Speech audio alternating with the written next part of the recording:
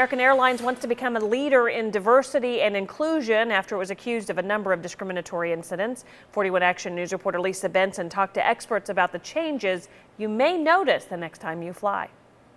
Well, starting next year, all 120,000 American Airlines employees will have to undergo implicit bias training, the company's efforts to ensure that all passengers are treated fairly. These American Airlines employees at KCI are among the many who will be trained on racial biases starting in January. The lack of this type of training helps to put people in positions of helplessness and hopelessness. The new job requirement is in response to the NAACP's travel advisory regarding American Airlines. The civil rights organization cited troublesome conduct by employees.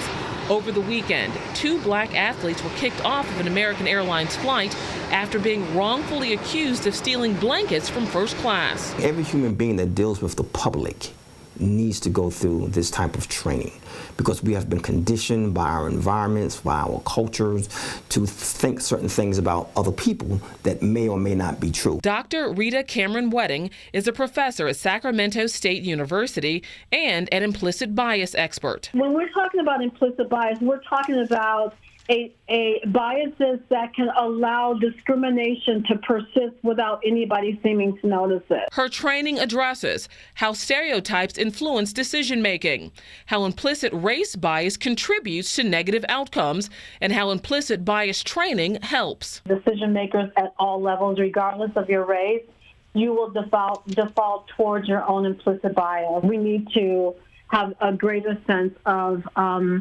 awareness and consciousness around race. American Airlines apologized to the 2 men and rebooked them in first class.